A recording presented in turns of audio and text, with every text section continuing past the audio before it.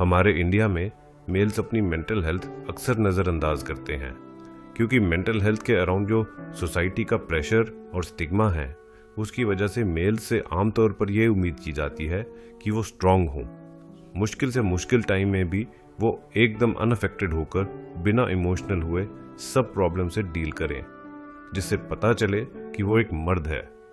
इसका नतीजा ये होता है कि मेल्स चुपके से दर्द सह रहे होते हैं, जिसे वो उदासी, चिड़चिड़ापन और थकान जैसे सिम्टम्स के रूप में महसूस तो करते हैं, लेकिन मदद लेने में हिचकिचाते हैं।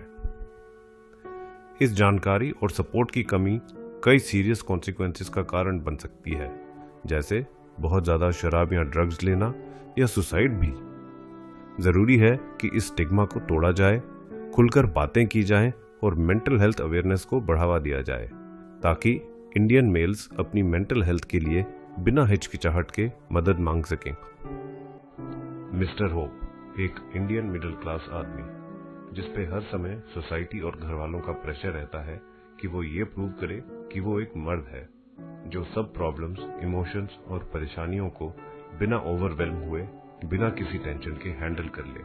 और अगर कोई मेल ये ना कर पाए तो उसको ऐसे देखा जाता है कि जैसे वो किसी लायक ही ना हो, उसे कमजोर और नामर्द डिक्लेयर कर दिया जाता है। ये कलंक, ये स्टिग्मा, ये सब भी एक मेन कारण है डिप्रेशन के, जो कि मेल्स को हेल्प मांगने से रोकते हैं। रिसर्च कहती है कि मेल्स में डिप्रेशन कई दफा एंगर इश्यूज और इरिटेशन को भी जन्म देता है।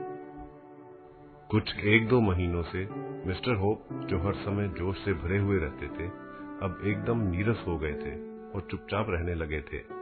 कुछ पूछने पर चिढ़ जाते थे और आग बबूला हो जाते थे। आइए देखें। पापा, खाना लग गया है। मम्मी ने आपकी पसंद का खाना बनाया है। आज तो खाना खा लो। मुझे भूख नहीं है, तुम लोग खा लो। पापा आ जाओ ना प्लीज, साथ में खाएंगे।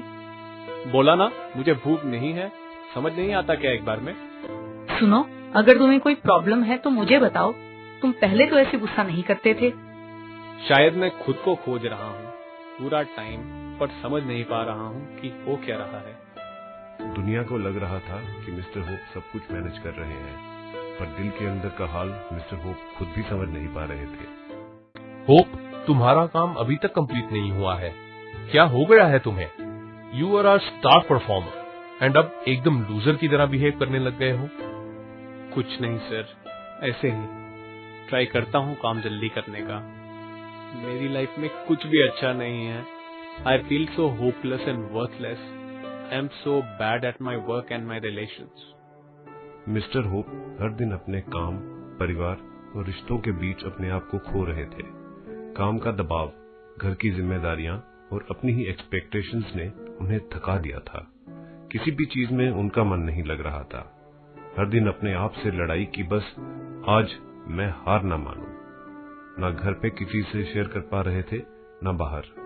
उनको हर समय लगता था कि वो अकेले रह गए हैं अपनी सभी प्रॉब्लम्स हैंडल करने के लिए, और वो प्रॉब्लम्स हैंडल कर पाना उनके बस का नहीं है। कभी उदासी, कभी चिड़चिड़ापन, तो कभी बेहद गुस्सा। मिस्टर होप जैसे एक खाई में गिरते चले जा रहे थे। एक दिन मिसेस होप ने सब समझते हुए मिस्टर होप से बात की। सुनो, सब ठीक है ना? तुम काफी दिनों से बहुत परेशान लग रहे हो। मुझे लगता है मैं सब कुछ छोड़ दूं। मैं थक गया हूँ, कुछ समझ नहीं आ रहा। तुम घबराओ मत, मैं तुम्हारे साथ हूँ। तुम्हें मदद लेनी चाहिए। मिसेस होप की बात ने मिस्टर होप को हौसला दिया और उन्होंने एक थेरेपिस्ट से बात करना शुरू की। मिस्टर होप ने सीखा कि मदद लेना कमजोरी नहीं, बल्कि अपने लिए एक नई जिंदगी की शुरुआत है। मैं इंडिया का एक मिडिल क्लास आदमी हूँ, जो सब कुछ खुद हैंडल करने की ट्राई कर रहा है। घर वाले, ऑफिस वाले, हमारी सोसाइटी और मैं खुद भी एक्सपेक्ट करता हूँ कि मैं सब कुछ अकेले ही हैंडल कर लूंगा, और अगर नहीं कर पाया तो मुझ में कोई प्रॉब्लम है। मेरे हर काम में मर्दानगी का ठप्पा लगा होना चाहिए, वरना मैं नामर्द कहलाऊंगा। पर इस तरह अकेले कब तक कोई सब हैंडल कर सकता है? एक टाइम आता है जब लगता है that I am hopeless, I am helpless and I am worthless. Depression बताकर नहीं आता। मुझे तो मिसेस होप ने बात करके समझाया कि मुझे मदद की जरूरत है, वरना मेरे जैसे कई इंडियन मेल्स पूरी जिंदगी डिप्रेशन का शिकार रहते हैं और उन्हें और उनके आसपास वाले लोगों को पता ही नहीं चल पाता कि उन्हें डिप्रेशन है।